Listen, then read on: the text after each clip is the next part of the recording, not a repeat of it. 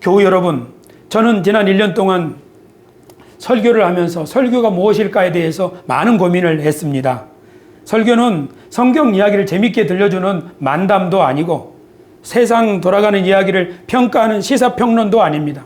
설교는 교훈의 이야기를 들려주는 세바시, 세상을 바꾸는 15분 같은 그런 연설도 아니고, 설교는 단지 사람들에게 일주일 동안 고생하셨으니까 힘내십시오 라고 위로하는 것만도 아닙니다. 설교는 무엇입니까? 설교는 하나님의 뜻을 선포하는 것입니다.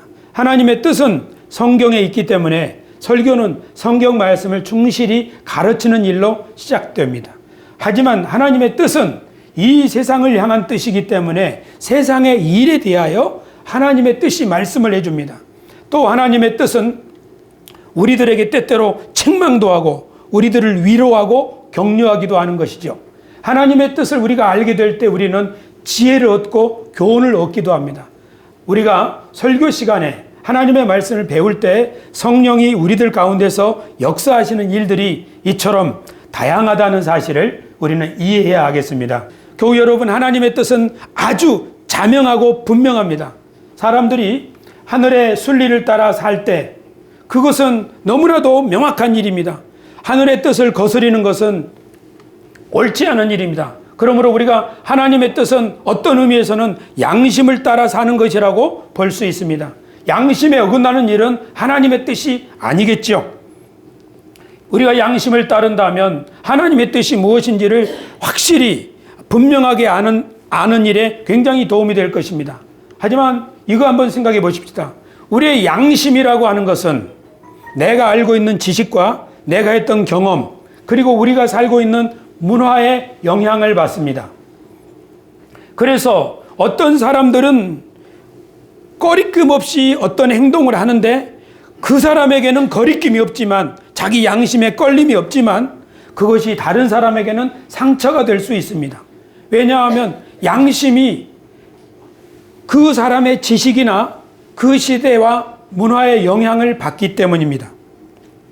우리 주변에 이런 일이 많죠. 나는 거리낌 없이 행동하는데 나 때문에 상처를 받는 사람들이 있고, 저 사람은 자기 정말 양심대로 말을 하고 행동을 하는데 그것이 나에게 큰 상처가 될 수 있습니다. 이렇게 보면 우리가 양심대로만 살면 하나님의 뜻대로 살 수 있을 것이다 라고 생각하는 말은 옳지 않다는 것을 알아야 합니다. 뭐냐면 우리의 양심은 하나님의 뜻에 비추어져야 됩니다.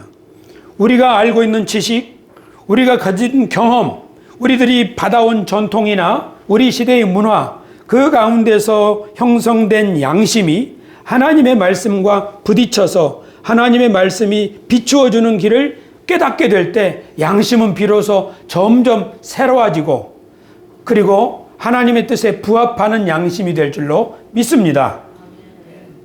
우리가 하나님의 말씀을 배워야 되는 이유가 여기 있습니다. 그래서 설교를 통해서 하나님의 뜻이 우리 양심에 부딪히게 될 때 어떤 일이 생기겠습니까? 아, 내가 알고 있는 게 하나님의 뜻과 다르구나. 그래서 하나님의 말씀이 우리들의 양심에 부딪힐 때 우리들의 양심은 때때로 찔리기도 하고 불편하기도 합니다. 아니, 저건 내가 아는 것과 다른데, 이런 거지요. 베드로 사도가 설교할 때 그런 일이 있었습니다. 사도행전 2장에 이런 말씀이 있는데요. 우리 다 같이 한번 베드로 설교에 대한 반응을 어떻게 했는지 한번 같이 읽어보겠습니다. 읽습니다. 그들이 이 말을 듣고 마음에 찔려 베드로와 다른 사도들에게 물어 이르되, 형제들아, 우리가 어찌할꼬 하거늘. 그렇죠. 베드로가 설교했더니 사람들이 양심에 찔림을 받아가지고 이거 잘못됐구나 하면서 자기 양심을, 자기 마음을 돌이키는 거예요. 어떻게 하면 좋겠습니까? 이렇게 해서 회개를 하면 이 사람의 양심은 새로워지는 거죠. 우리들이 하나님의 말씀을 배울 때마다 일어나야 되는 일이 바로 이것입니다. 그런데 항상 모든 사람들이 하나님의 말씀을 받을 때 그런 식으로 반응하는 것은 아닙니다. 여기는 지금 긍정적으로 반응하지만 어떤 사람들은 하나님의 말씀이, 하나님의 뜻이 자기의 마음의 양심에 부딪히게 될 때 마음이 점점 완악해질 수도 있습니다. 예수님이 설교를 하실 때 예수님의 말씀을 들은 사람들이 예수님의 말씀에 대해서 거부하고 심지어 예수님을 죽이려고 모의하기도 했죠. 우리 예수님의 말씀 한번 같이 보겠습니다. 입으로 들어가는 것이 사람을 더럽게 하는 것이 아니라 입에서 나오는 그것이 사람을 더럽게 하는 것이니라. 이에 제자들이 나와 이르되 바리새인들이 이 말씀을 듣고 걸림이 된 줄 아시나이까? 아멘. 지금 상황은 바리새인들은 어떤 생각을 가지고 있었는가 하면 안식일에는 음식을 이렇게 조리하거나 또는 추수를 하거나 하면 안 된다. 그렇게 알고 있는 거지요. 그런데 예수님의 제자들이 밀밭을 가다가 배고파서 밀을 훑어서 이삭을 이렇게 먹은 거예요. 그것을 보고 바리새인들이 비난하는 거죠. 안식일에 해서는 안 될 일을 한다고, 또 씻지 않는 손으로 또 먹는다고 그러는 거죠. 씻지 않는 손으로 먹으면 몸이 더러워지고 하나님의 율법을 어기는 것입니다 라고 알고 있는 거예요, 바리새인들은. 그런데 예수님이 더 중요한 사실을 가르쳐 주셨죠. 뭐지요? 입으로 들어가는 것이 사람을 더럽게 하는 것이 아니다. 입에서 나오는 그것이 사람을 더럽게 한다. 지금 이 두 생각이 부딪히는 거죠. 바리새인들은 들어가는 것이, 입으로 들어가는 것이 사람을 더럽게 한다. 예수님은 아니다. 입에서 나오는 것이 사람을 더럽게 한다. 바리새인들은 음식, 규정 이런 것들을 잘 지키는 것이 중요하다고 생각하는 거죠. 그러나 예수님은 그것보다 더 중요한 것은 입에서 나오는 말, 사람이 하는 말, 사람이 사람을 존중하면서 하는 말이냐 아니면 사람을 무시하면서 하는 말이냐, 그 말이 사람을 더럽게 하는 거지 입으로 들어가는 것이 사람을 더럽게 하는 것이 아니다. 그렇죠. 그런데 바리새인들은 이 말씀을 듣는 순간 어떻게 됐습니까? 아마 얼굴이 굳어지면서 속된 말로 이러는 거죠. 저 나사렛 촌뜨기가 지금 우리 앞에 와서 무슨 이야기를 하는 거야?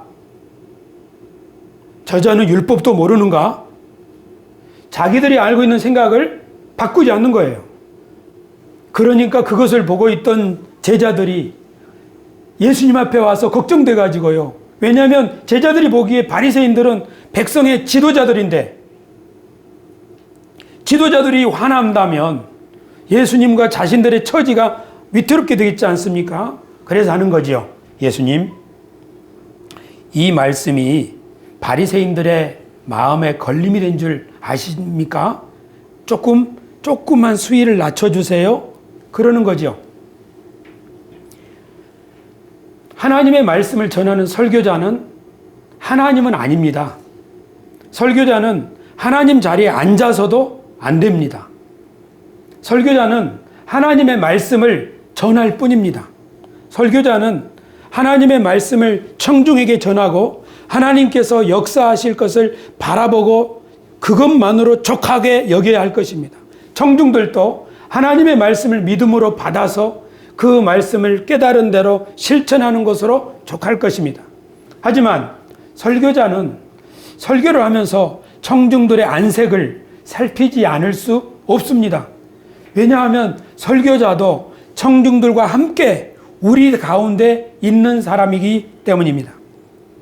그뿐만 아니라 설교자 자신도 지식과 경험과 문화의 한계 속에 있습니다.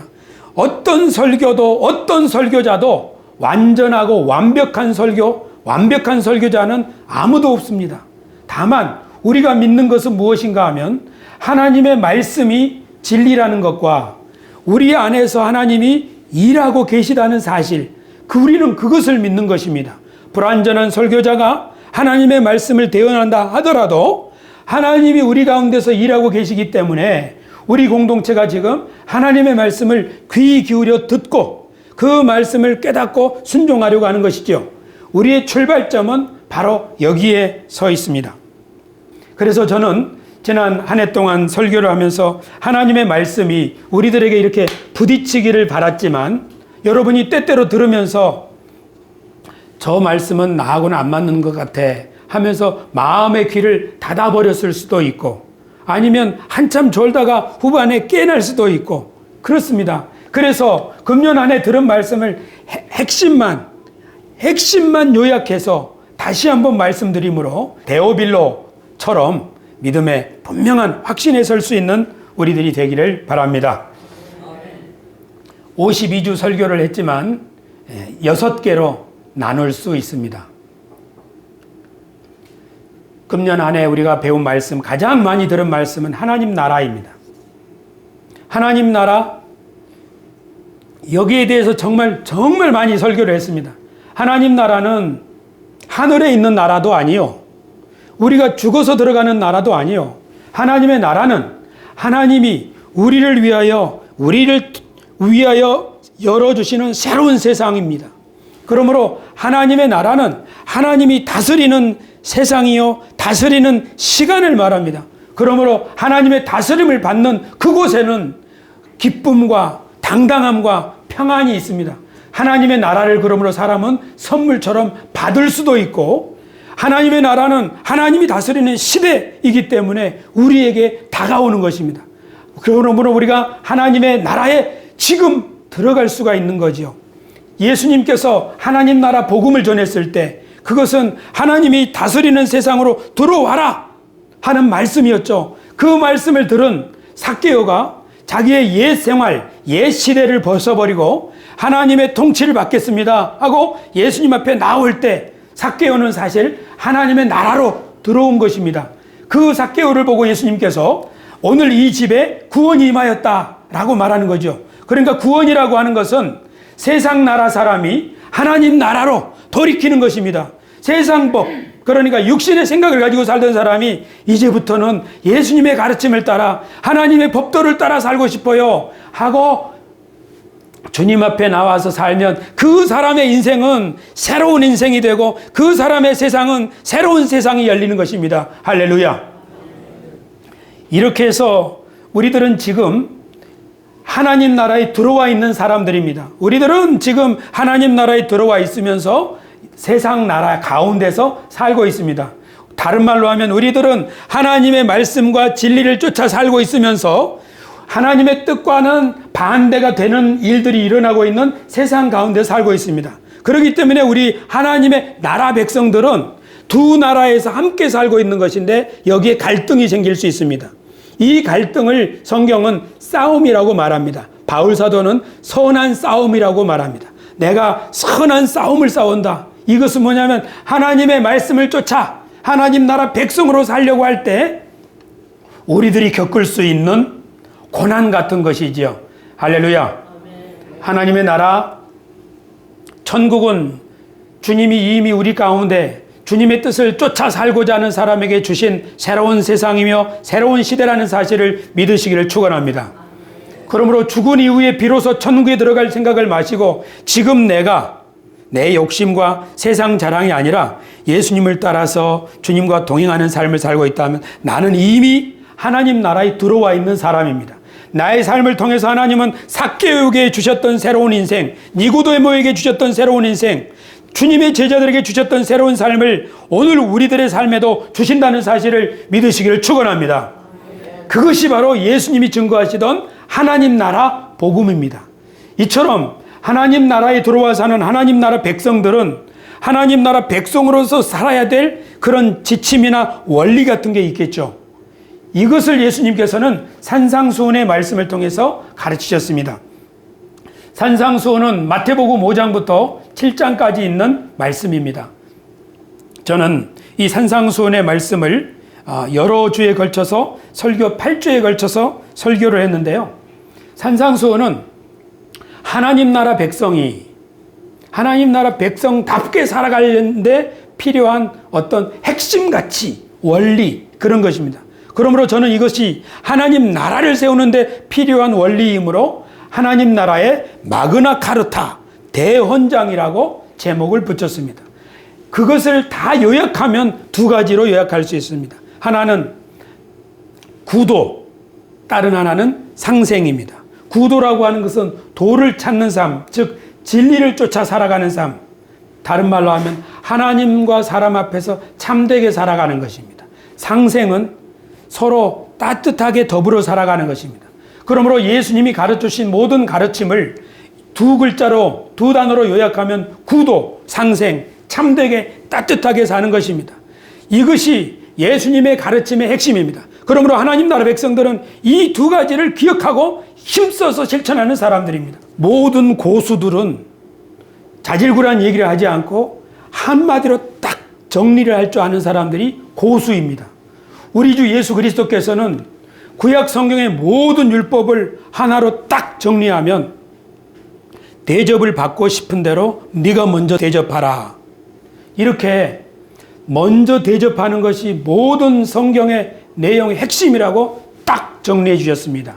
그래서 저는 금년 한 해 동안 묵도 시간에 이 말씀 마태복음 7장 12절에 있는 대접을 받고자 하는 대로 먼저 남을 대접하라. 이것은 예수님이 구약 성경 전체를 하나로 딱 요약한 것입니다.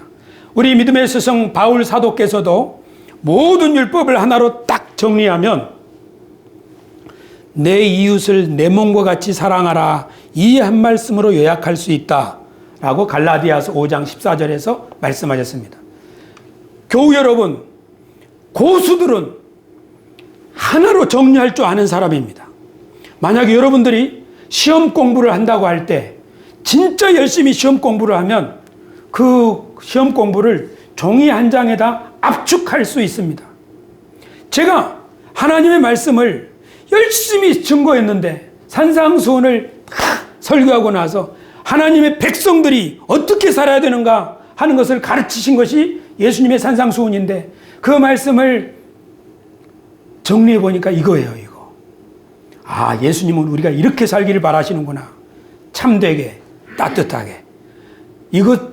이 말씀 우리가 기억하며 살아간다면 우리는 하나님 나라의 대리인으로 부끄럽지 않게 되는 줄 믿습니다. 그러나 어떤 것이 참된 것인지, 어떻게 사는 것이 따뜻하게 사는 것인지는 성경을 통해서 또 우리 공동체 안에서 조금씩 더 배워가야 하겠지요. 지난 한 해 동안에 우리 청년들 안에는 갈등이 있었습니다. 우리 교우들 사이에도 갈등이 있었습니다. 거기서 우리는 무엇을 배워야 했겠습니까? 하나님의 대리인들로서 솔직하게 말하는 법, 그리고 따뜻하게 행동하는 법. 교회는 바로 그런 것입니다.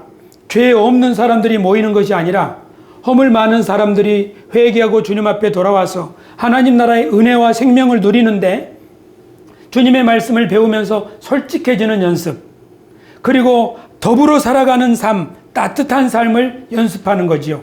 상대방이 나에게 정말 부담스러운 말을 하고 행동을 하는데도 그것을 함께 감내하고 따뜻하게 살아가는 연습을 하는 동안에 하나님 나라가 우리 교회 안에, 우리 삶 안에 점점 견고하게 세워질 줄로 믿습니다.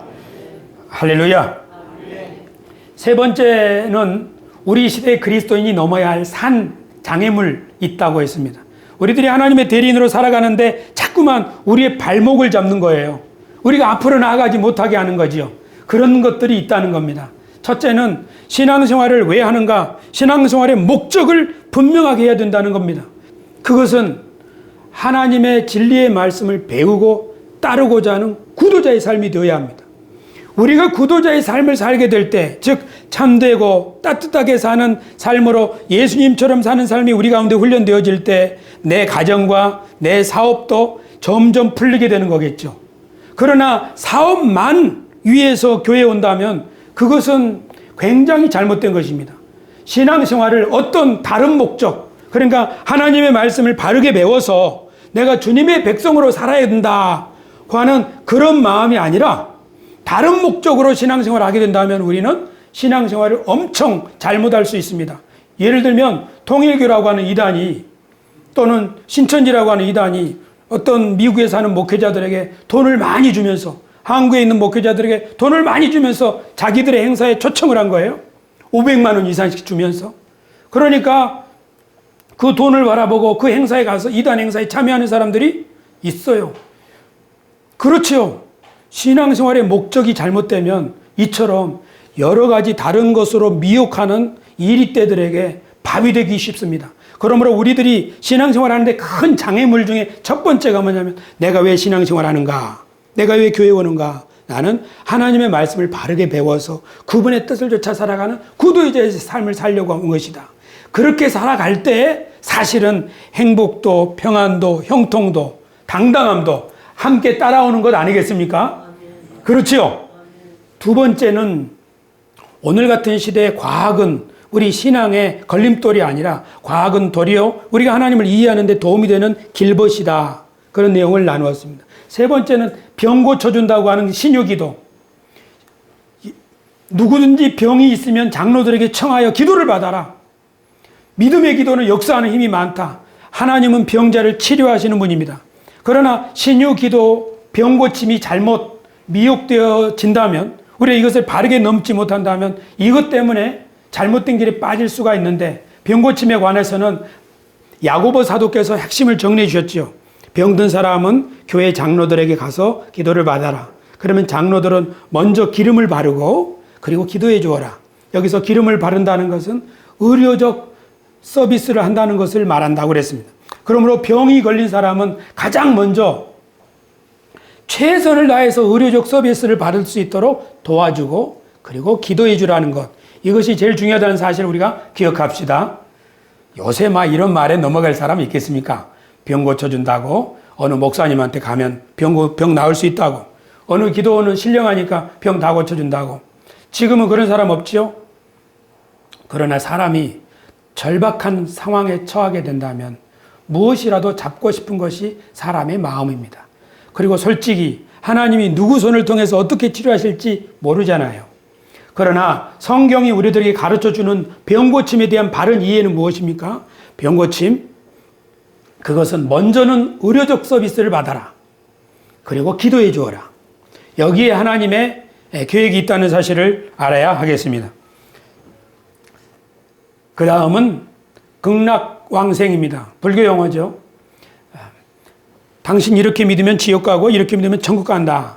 그 죽어서 천국이냐 지옥이냐 하는 그 극락 세계에 대한 집착하는 사람들의 이 생각에 우리는 넘어가서는 안 되겠습니다. 우리가 이미 하나님 나라가 어떤 것인지를 배운 바가 있기 때문에 하나님의 관심사는 이 땅에 있겠습니까? 아니면 저 세상에 있겠습니까? 하나님의 모든 관심사는 이 세상에 있다는 사실을 우리는 기억해야만 하겠습니다. 하나님의 눈길이 머무는 곳, 하나님의 눈물이 고이는 곳, 하나님의 마음이 있는 곳, 그곳이 어디이겠습니까? 그곳은 바로 하나님이 만드신 세상이요, 하나님이 자기 형상대로 만드신 우리 인간들입니다. 그러므로 우리들이 이 땅에서 하는 동안에 사람답게 하나님의 뜻대로 사는 삶, 거기에 모든 관심을 기울이는 것, 그것이 중요합니다. 사실 우리가 부활신앙을 가르치지만 부활도 죽어서 영원히 딴 데 간다는 게 아니죠. 부활은 뭡니까? 영원히 다시 산다는 것이 부활이 아니고, 우리가 믿는 부활은 몸이 다시 사는 것을 믿는 겁니다. 이 기독교의 부활은 이 세상이 새롭게 되는 날 우리가 몸으로 다시 사는 것입니다. 그러므로 하나님의 관심사가 저 세상에 있지 아니하고 이 세상에 있다는 사실을 확실히 믿을 때 우리는 극락, 천국과 지옥, 천당과 지옥으로 미혹하는 사람들의 미혹을 뛰어넘을 수 있는 하나님의 백성들이 될 줄로 믿습니다. 그리고 요새처럼 종교가 욕을 먹는 시절이 없죠. 혹세무민이라는 말이 있습니다. 세상을 미혹하고 또 사람들을 속이는 것. 종교가 타락하면 그렇게 되는 거죠. 그러니까 종교가 타락하지 않고 성숙한 그리스도인들이 많아진다면 세상은 점점 치료될 것입니다. 그러므로 우리들이 신앙이 성숙해지는 것이 굉장히 중요합니다.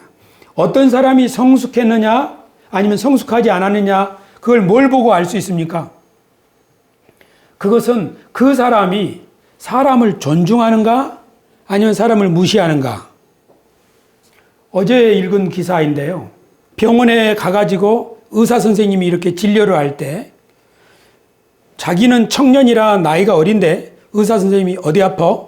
얼마나 오랫동안 아픈 거야? 하고 반말을 하더라는 거죠. 그래서 이 여자 청년이 한 10달간 하고 말 끝을 잘랐다는 거죠. 의사 선생님은 나이가 많고 자기는 나이가 어리기 때문에 하대하니까 자기도 들은 말이 있어가지고 얼마나 오래 아팠어? 그러니까 한 10달간 이렇게 짧게 끊으니까 의사 선생님이 뭐라고 하는가 하면, 그럼 우리 검사해 봅시다. 성숙한 사람은 나이가 어려도 반말하지 않습니다. 두 사람 사이가 매우 친해져서 이제는 서로 그렇게 가까워졌을 때는 애칭이 되는 거죠. 종교가 타락하면 사람을 무시하는 거죠. 성숙한 그리스도인들이 있는 세상은 사람을 존중할 줄 압니다. 이 말을 들으면 저 사람이 어떡할까? 이거 우리가 꼭 기억해야 됩니다. 성숙한 그리스도인은 성경을 많이 알거나 예배를 열심히 드리는 사람이라기보다는 성숙한 그리스도인들일수록 사람을 존중한다는 것을 꼭 기억해 주시기를 바랍니다. 청년들에게 묻습니다. 나이 드신 어르신들이 여러분들을 향하여 반말을 할 때 여러분 기분이 어때요?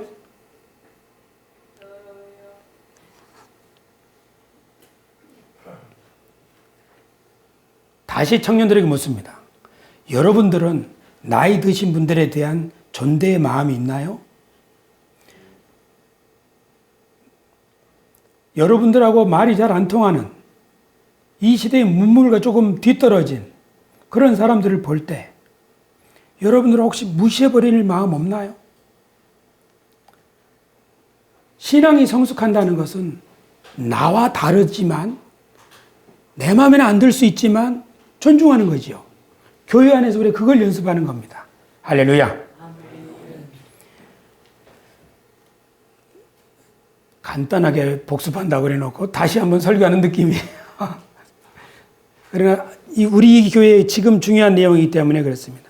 그 다음에 우리 그리스도인들이 넘어야 될 중요한 장애물 중에 하나는 세상에 종교가 왜 필요한가? 세상이 불안해지고 어지러워질 때 종교가 정말 중요합니다. 그러면 종교는 세상을 어떻게 질서 있게 만드는가? 그리스도인들은 하나님과 언약을 맺은 겁니다. 하나님의 백성으로 살겠습니다 하는 그 언약 때문에 정직하고 착하고 진실하고 도와주고 그렇게 사는 거예요. 그런데 이 언약이 없는 사람, 하나님과 언약이 없는 사람은 내가 왜 저 사람한테 잘해줘야 돼? 내가 왜 정직해야 돼? 그런 거죠. 오늘도 교회 오다 보니까 길거리에 이마트 카트가 있는 거죠. 거기에 이 사람은 이마트 카트를 자기 집 앞에다 갖다 놓은 거예요. 맨날 그래요. 그래서 제가 이마트에 전화를 해서 여기 몇 번지에 당신 카트가 있으니까 가져가시오. 우리가 국가의 책임을 다하고 우리가 공공질서를 지키고 그걸 왜 해야 되죠? 그런 걸 안 하면 사회가 어지러워지죠. 그리고 그것은 약속입니다. 약속. 언약이라고요. 하나님과 언약을 맺은 사람은 이 언약을 가장 바탕으로 해서 하나님이 나에게 가정의 언약, 부부의 언약, 사회의 언약, 국가의 시민으로 언약 이런 것을 주셨다고 믿기 때문에 그 언약을 성실히 감당하는 거죠. 그러므로 종교가 이 세상에 위해서 가장 크게 기여하는 것은 뭐냐면 그 종교를 가진 사람들이 가장 먼저 하나님하고 언약을 든든히 하고 그리고 사람과의 언약을 신실하게 지키려고 할 때 그 사회는 그 종교를 통해서 견고하고 번영하는 세상이 될 줄로 믿습니다. 그러므로 우리들이 하나님과 언약을 맺는 것은 너무나 중요합니다. 내가 하나님의 언약 백성으로 내가 하나님을 아버지로 나의 주님으로 모시고 살아야겠다. 그 언약을 맺은 다음에 비로소 그때부터 내가 교회도 사랑해야 되겠다. 내가 부모님께도 잘해야 되겠다. 내가 다른 사람에도 내 책임을 다하겠다. 이게 나오는 거죠. 이 언약을 맺지 않으면 옛날에는 이것을 뭐라고 그랬냐면 세례받는다 그랬어요. 교회는 다니지만 세례를 받지 않고 교회는 다니지만 예수님을 영접하지 않는 것은 그것은 교회의 생활이 취미 생활이에요. 그것은 한 번 와주는 거예요. 여러 번 와주는 거예요. 신앙생활은 어디서부터 출발됐냐면 바로 하나님과 내가 언약 맺는 거예요. 하나님이 나를 만드셨고 하나님의 형상대로 지으셨고 하나님이 이 세상에서 나에게 어떤 구역을 줄로 지어주셨는데 그 구역에서 내가 하나님의 뜻대로 순종하면 그 구역이 정말 비옥한 땅이 되어서 온 세상에 유익이 되는 이 일을 위해서 나를 지으셨고 나를 부르셨고 나를 구원하셨다. 그렇게 살아가는 동안에 내 인생은 가치 있는 인생이 될 것이요. 그렇게 살아가는 동안에 하나님의 뜻이 나를 통해서 이루어질 것이다. 이것을 믿는 사람 그리고 이 언약에 동참하는 사람들을 가리켜서 우리는 그리스도인이라고 말합니다. 교우 여러분, 여러분에게는 이런 언약이 있게 되기를 축원합니다. 그래서 우리 그리스도인들은 하나님의 사역에 동참하는 동역자들입니다. 하나님이 우리를 동역자로 부르셨다는 사실을 알고 내가 내 영역에서 최선을 다해서 하나님의 뜻을 쫓아 살아가는 거지요. 성경은 무슨 이야기입니까? 하나님과 언약을 맺은 대리인들, 동역자들이 자기들의 줄로 지어진 구역에서 어떻게 그 일을 성실히 했는가를 기록해 주는 이야기입니다. 우리들이 하나님의 대리인으로 그 임무를 성실히 감당하려고 할 때 세상은 어떻게 우리들을 대접할까요? 예수님께서는 그것을 이렇게 말씀하셨습니다. 건축자들이 버린 돌과 같다.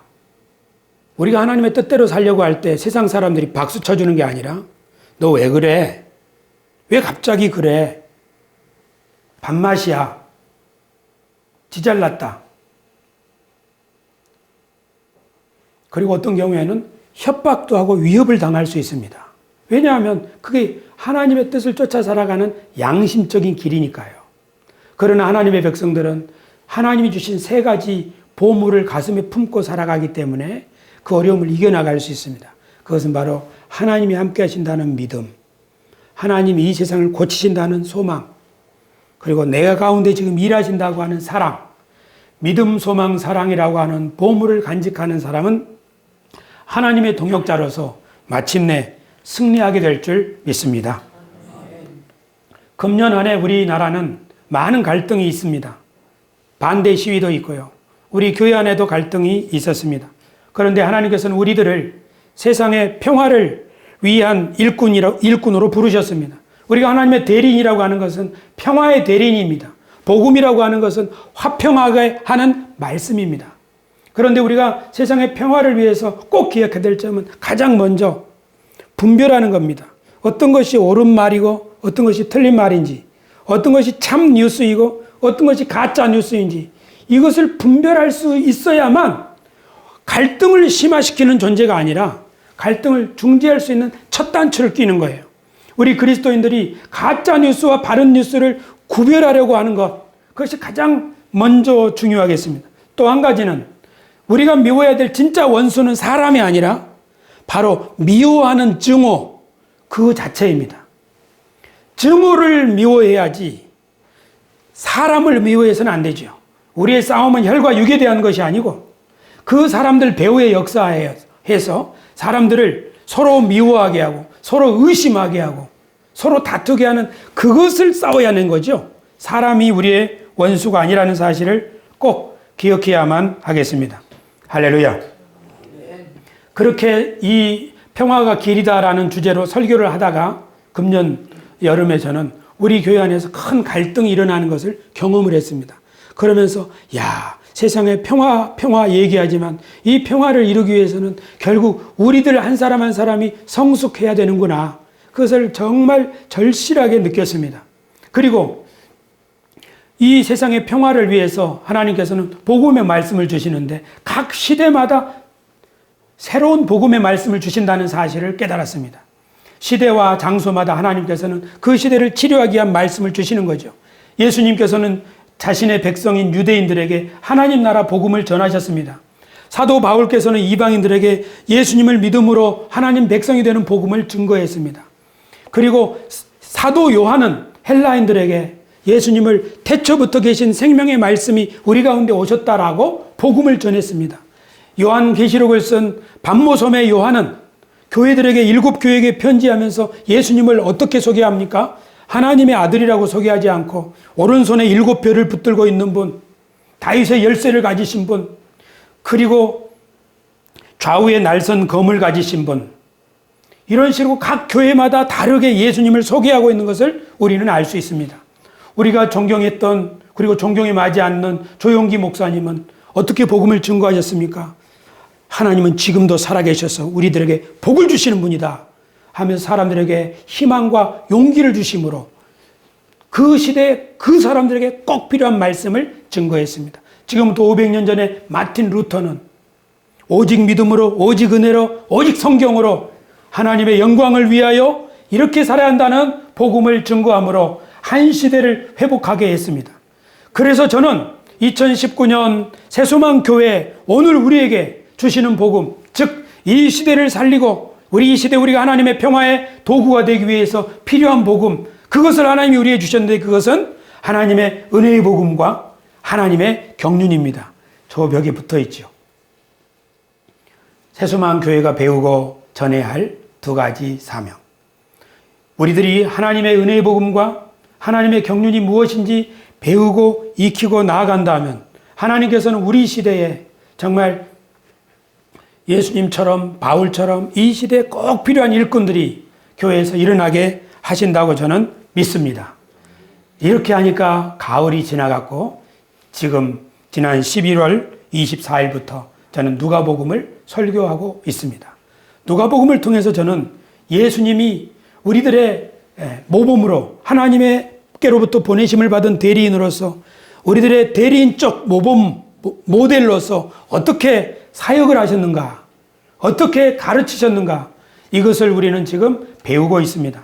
우리가 이 예수님의 우리의 모델 되신 예수님의 말씀을 누가복음을 통해서 배우는 동안에 저는 우리 세수만 교회 안에서 예수님과 같은 하나님의 대리인들, 예수님과 같은 행동을 하고 예수님과 같은 말을 하는 사람들이 우리 교회 안에서 점차적으로 일어나고 교회 안에 여러 가지 일들이 저는 일어날 것으로 기대하고 있습니다.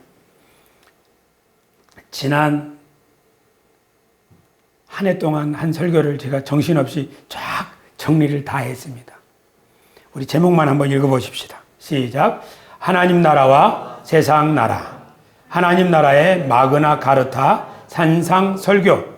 우리 시대 그리스도인이 넘어야 할 산. 언약 백성 창조 사역의 동역자. 평화가 길이다. 누가가 들려주는 하나님 나라 이야기. 이 말씀들을 통해서 저는 우리가 무엇을 소망해야 합니까? 우리가 무엇을 바라보아야 합니까? 우리는 하나님 나라를 소망해야 합니다. 하나님이 우리에게 주시는 새로운 세상을 바라보아야 합니다. 그 세상은 우리 교회 안에 시작될 것이고 우리 인생 가운데 시작될 것입니다. 여러분, 하나님께서 우리 가운데 일하고 계신다는 것은 바로 우리가 그것을 기대한다는 것을 의미합니다. 하나님의 나라를 소망합시다. 하나님이 우리 가정과 우리 교회와 우리가 있는 일터에서 새로운 일을 하실 것을 우리가 기대합시다. 두 번째, 우리는 무엇을 실천해야 합니까? 우리는 구도와 상생, 참되고 따뜻하게 사는 일을 실천합시다. 우리는 무엇을 극복해야 합니까? 우리를 가로막고 있는 장애물, 신앙생활의 목적이 뭔지, 과학이 뭔지, 병 고침은 어떻게 되는지, 하나님의 주님이 우리에게 주시는 세상은 어떤 세상인지, 그리고 우리가 신앙인으로서 세상에 어떻게 기여할 수 있는지, 이런 문제들에 대해서, 그리고 가장 중요한 것, 신앙이 성숙하면 성숙할수록 사람을 존중한다는 이 사실을 늘 마음속에 기억합시다. 우리가 세워가야 될 것은 무엇입니까? 우리는 하나님 나라를 세워가야 됩니다. 그 하나님 나라는 우리에게 줄로 지어준 구역, 거기서부터 시작합니다. 그러므로 우리의 가정과 우리의 교회 가운데서 하나님 나라를 세워나가는 일에 최선을 다해야 하겠습니다. 우리들은 어떻게 평화의 대리인이 될 수 있습니까? 우리들이 평화의 대리인이 될 수 있는 것은 우리 시대에 주시는 예수님의 복음의 말씀을 재발견하고 그 재발견한 말씀을 깨닫고 실천할 때 우리들은 이 세상의 평화의 대리인들이 될 수 있을 것입니다. 예수님께서는 우리들에게 무엇을 보여주시고 가르쳐 주셨습니까? 우리가 예수님의 말씀을 통하여 예수님을 배울 때 예수님이 우리에게 보여주시는 것은 대리인이라고 하는 사람들은 이렇게 사는 것이다 하고 대리인적 모델과 모범을 보여주신다고 저는 믿습니다. 교우 여러분, 누가는 데오빌로 가카에게 누가복음을 썼습니다.